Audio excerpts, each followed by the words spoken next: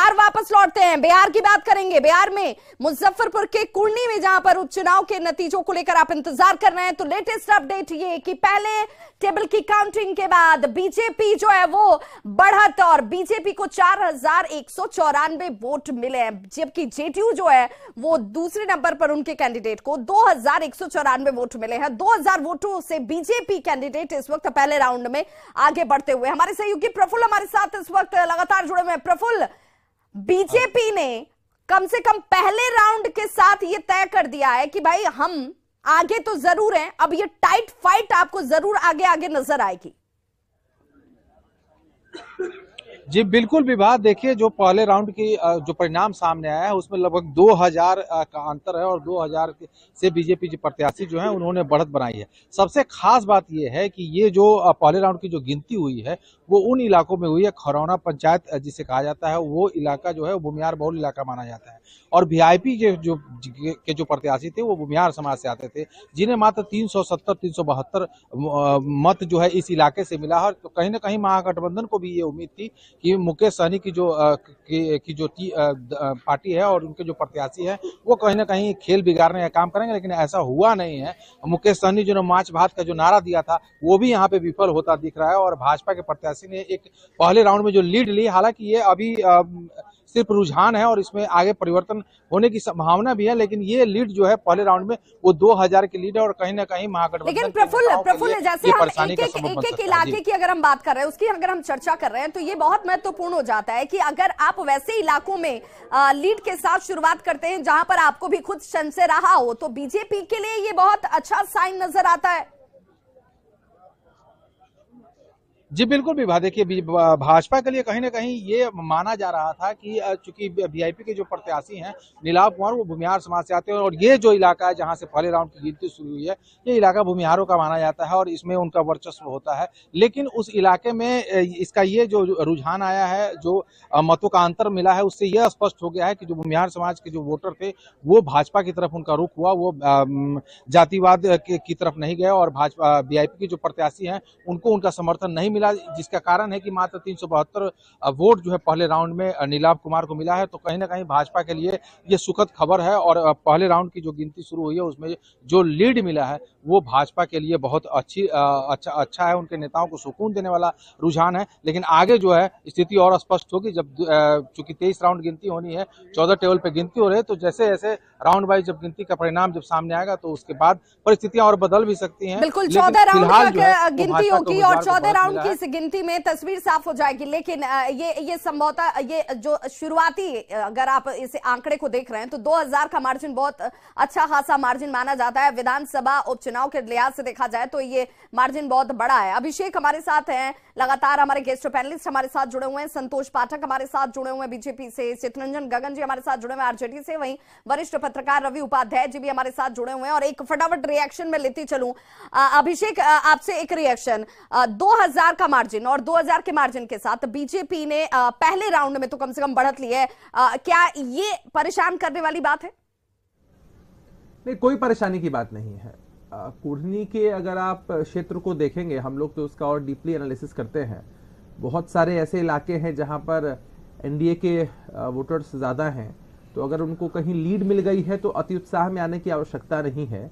अभी 23 राउंड्स की काउंटिंग होनी है, ये पहले राउंड का ही नतीजा आपने बताया है। अभी आने वाले समय में जो राउंड्स की काउंटिंग होगी, निश्चित रूप से हम लोग पूरी तरीके से आश्वस्त हैं कि महागठबंधन समर्थित जनता दल यूनाइटेड के जो उम्मीदवार हैं एक बड़े मार्जिन से वो लीड करेंगे, और लास्ट में जो रिजल्ट आपके सामने आएगा उसमें जीत महागठबंधन के प्रत्याशी की ही होगी।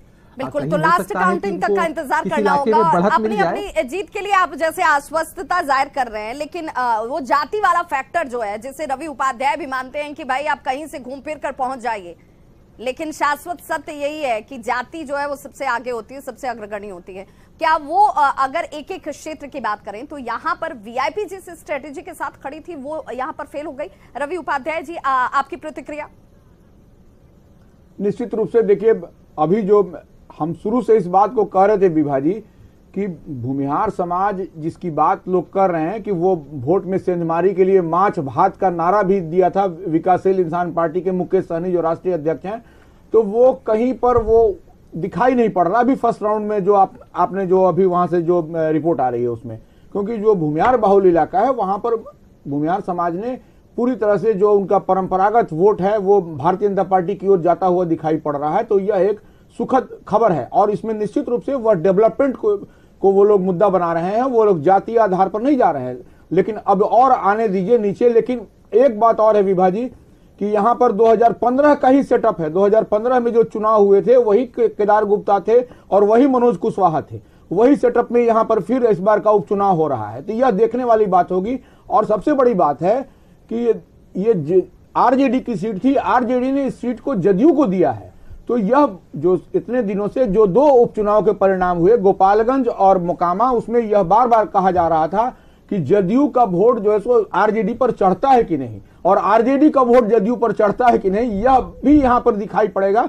आने दीजिए थोड़ा सा और अभी और यही वो महत्वपूर्ण कारक है। बिल्कुल रवि उपाध्याय जी, आपने सटीक बात कही कि यही वो महत्वपूर्ण बात है। महागठबंधन अगर बनता है तो सहयोगी को उम्मीद होती है कि उनकी ताकत बढ़ेगी, जो दूसरी पार्टी का वोट बैंक है वो उनके साथ जुड़ जाएगा। तो महागठबंधन के साथ इस सीट पर, जिसे आरजेडी ने अपनी सीट को जेडीयू को दे दिया, यहां पर जेडीयू के वोटर, आरजेडी के वोटर क्या सब मिलकर परिणाम को उनके पक्ष में ला पाएंगे?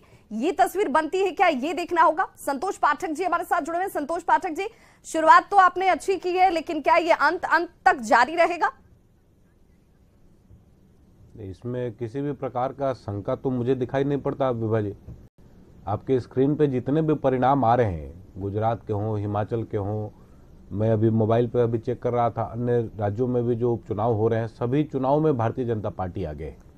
हिमाचल में थोड़ी तस्वीर बदल गई है संतोष जी, हिमाचल में थोड़ी तस्वीर बदल गई है। थोड़ी सी अभी वो धीरे धीरे संभल जाएगा। हम लोग आपको भी मालूम है कि हर 5 साल पर वहां पर जनादेश में बदलाव होता है, लेकिन जिस प्रकार की टक्कर भारतीय जनता पार्टी वहां पर अभी दे रही है, तो सरकार तो हम ही बनाएंगे, ये तय है। वहां पर किसी भी प्रकार का मुझे कोई संशय नहीं है, कोई शंका नहीं है। हाँ, जब आप दो सीटें जीतकर सरकार बना लेते हैं और तो देखिए बीच वाली बात नहीं है।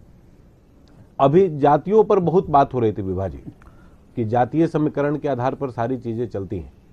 वास्तविकता यह है विभा जी कि अब 21वीं शताब्दी के भारत में हम लोग जी रहे हैं, जहां पर इंफॉर्मेशन जो है वो बहुत तेजी से स्प्रेड होता है। महागठबंधन के पास कोई ऐसा एजेंडा ही नहीं है जिसकी वजह से लोग उसको वोट करें। कोई कारण नहीं है कि महागठबंधन को कोई मत मिले या नहीं मिले। कुल मिलाकर बात यह है कि भारतीय जनता पार्टी के पास आज के डेट में, जब हम लोग अकेले मैदान में है और ये लोग 7 दलों के गठबंधन है, उसके बावजूद भारतीय जनता पार्टी अभी 2000 से ज्यादा मतों से आगे चल रही है। इसका मतलब यह है कि जो मुद्दे हम लोगों ने चुनाव में उठाए हैं, वो मुद्दे जनता को समझ में भी आए, जनता ने उन विषयों को ठीक से समझा है। और जिस प्रकार की फर्जी नियुक्ति पत्र जिस प्रकार से जदयू के लोगों ने और महागठबंधन के लोगों ने बांटा है, तेजस्वी यादव जी ने बांटा है, वो बात जनता को समझ में आ गई। पहले ही राउंड की काउंटिंग हुई है, पहले ही टेबल की काउंटिंग हुई है। आप